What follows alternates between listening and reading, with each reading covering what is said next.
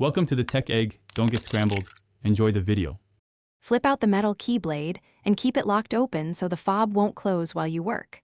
Find the small slot on the seam of the fob near the base of the blade. Insert a small flathead screwdriver into the slot and twist gently to separate the two plastic halves. Do not force, or you may crack the housing. Once opened, identify the round CR2032-30V battery and note which side faces up so you can install the replacement the same way. Use a plastic pick or your fingernail to gently lift the CR2032 battery from its holder. Avoid using metal tools that can short the contacts. Note the polarity.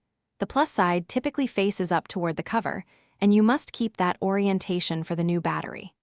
Inspect the holder and contacts for corrosion or debris and clean with a dry cloth if needed. Place the old battery in a secure container and take it to a battery recycling point.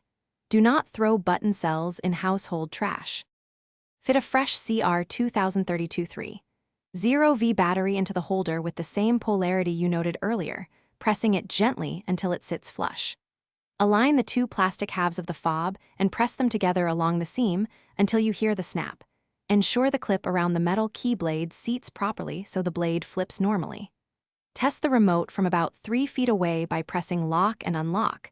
If the buttons work, you are done. If the remote fails, recheck battery orientation and contact cleanliness before repeating the process. Thanks for watching. Consider subscribing if I helped unscramble your problems.